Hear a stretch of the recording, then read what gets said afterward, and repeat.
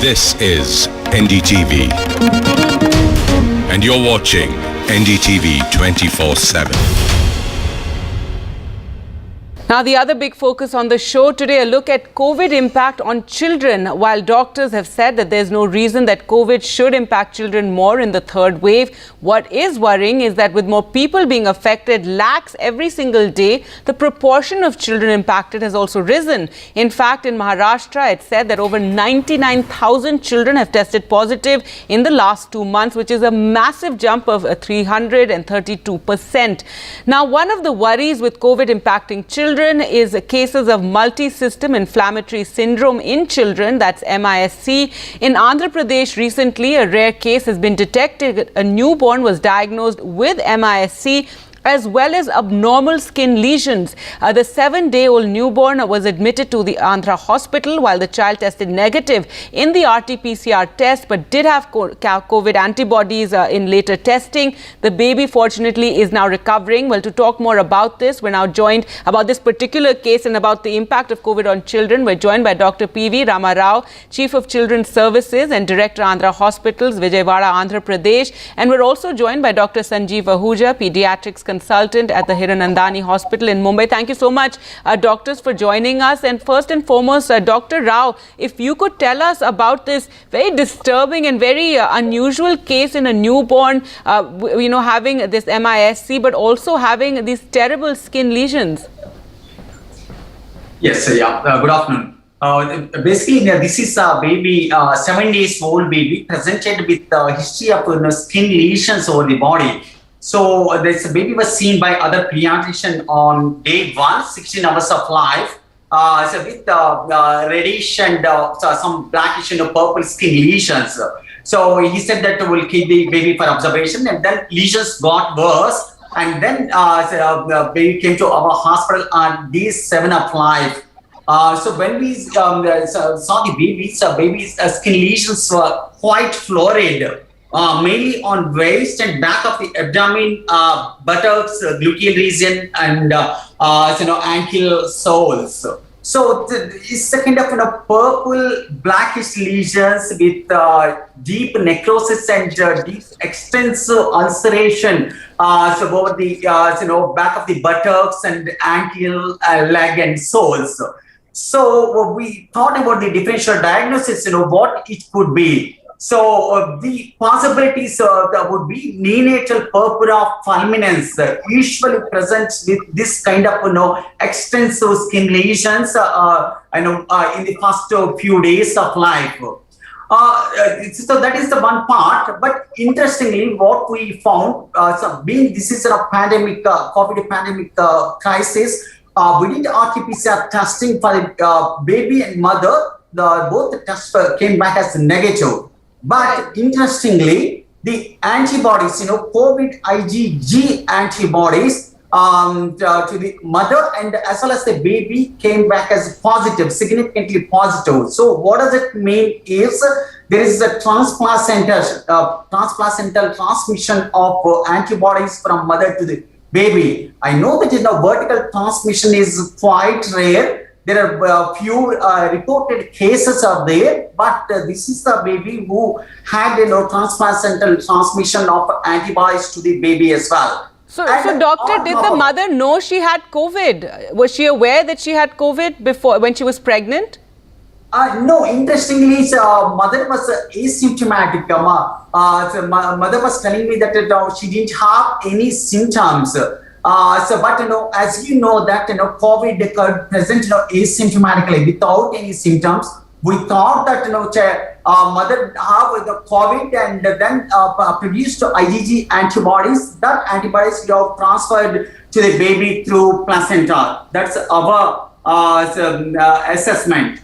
And other interesting thing is this baby had very high inflammatory markers. So I'll tell you very briefly. So inflammatory markers that include C-reactive protein, white cell count, IL-6, ferritin, D-dimer, and LDH. These are all inflammatory markers. These are usually raised in multi-system inflammatory syndrome in children. So these markers were quite raised. that is suggestive of multisystem inflammatory syndrome in children. And this baby also presented with fever. So the criteria for diagnosis of multisystem inflammatory syndrome is fever with raised inflammatory markers with the 2 or more systems involvement with the COVID antibodies positive in the baby. So this is a case of neonatal purpura fulminans in combination, in association with the neonatal multisystem inflammatory syndrome in children. And right now, we're not aware of any other, such case being reported anywhere in the world, and it's very disturbing. You did share pictures with us in a video, but it was just too disturbing to share with our viewers. Dr. Ahuja, I'd like to talk to you also about the impact of COVID on children. While this is fortunately a very rare case that Dr. Rao has had to deal with, recently, it's been announced that in Maharashtra, you've had such a huge number of children being affected. Apparently, in the last 2 months, 99,000 children have been found to be COVID positive, and that's a 332% rise. Is it because we're also testing children a lot more and, the absolute numbers are a lot higher? Absolutely. So, compared to the first wave, the testing in children has definitely increased, because parents have become more aware that when their child has fever, especially if already somebody in the house has COVID or has fever, they tend to test the child more promptly compared to the first wave, where there was a lot of hesitation in getting the test done. Also, because the number of cases have increased a lot, the parents are being affected in a large number and children also are getting infected. My experience in private practice at Dr. L.H. Hiranandani Hospital, Mumbai, has been that majority of children who come with a result that's COVID positive, they have fairly mild symptoms. They have fever, sometimes a little cough and cold, and majority of them do not require hospitalization, and they can be treated with home isolation.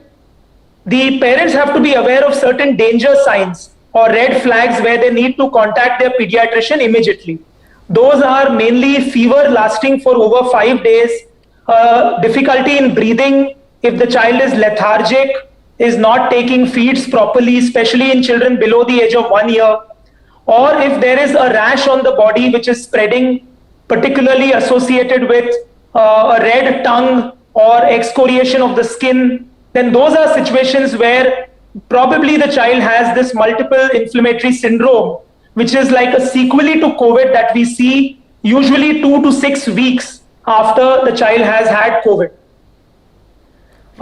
Most children, however, as I said, have had mild symptoms, but the huge number of increase of cases in the last 3 months to nearly coming close to 1 lakh cases in Maharashtra in last 3 months compared to about 67,000 cases in Maharashtra in the last 9 months from March to December 2020. All right, so that's when you have to watch out for this MISC, and that's the only big worry. But as you said, so, usually in children, we don't get very... PCR, the COVID test usually comes negative, and the COVID antibodies are positive, and the child presents with fever lasting for over 3 days. Usually there is abdominal pain, vomiting, diarrhea, and there is a marked increase in certain inflammatory markers like the C-reactive protein, the D-dimer level, the serum ferritin level, as well as some changes in the white blood cell count, the platelet count could be seen. So it's a syndrome which is diagnosed on basis of certain clinical features, as well as certain laboratory criteria. And this requires treatment sometimes with IV steroids or immunoglobulin in a tertiary care center. All right, and this is something that a large number of cases have had mild symptoms and parents can manage them at home. Sure, and that is the majority. There are rare cases like this and rare cases like what Dr. Rao that you have dealt with. Dr. Rao, what did the family think when they, first saw this in the baby? They didn't even realize it was anything to do with COVID? Correct. So they didn't know actually. They thought that initially some kind of skin problem. So that is the reason they come to our hospital. The pediatrician referred to our hospital. Ours is in a tertiary hospital. Because of these progressive spread of these skin lesions. And after that, once we saw the baby, then we did investigate, and after that we found out that this baby had neonatal purpura fulminans and also neonatal multisystem inflammatory syndrome in children as well. So what we did was we started a treatment. The treatment for neonatal multisystem inflammatory syndrome is immunoglobulins, intravenous immunoglobulins, that is antibodies. And also we treated with steroids and anticoagulation like heparin as well. So this baby needed repeated surgical debridement procedures because you've seen the lesions were so deep and so extensive with the deep ulcers. So we did repeated surgical debridement procedures. Now, right now, baby's condition is a lot better than before. No fever, baby's active, feeding well, and the lesions started healing. And then inflammatory markers are also coming down. So we did extensive literature search about the combination of a neonatal purpura fulminans, this abnormal skin condition with the neonatal MISC. There aren't any reported cases in the world as such. So that is the reason we want to report this case. And definitely there needs to be more awareness about these issues, especially in children, and what parents need to watch out for. I'm out of time now. Thank you so much, Dr. Rao and Dr. Ahuja, for joining us on the show and talking about these very important issues, especially what parents need to watch out for, and emphasizing that most children have asymptomatic, very mild illnesses, but there are some of those rare cases that you have to be alert about. Stay with us.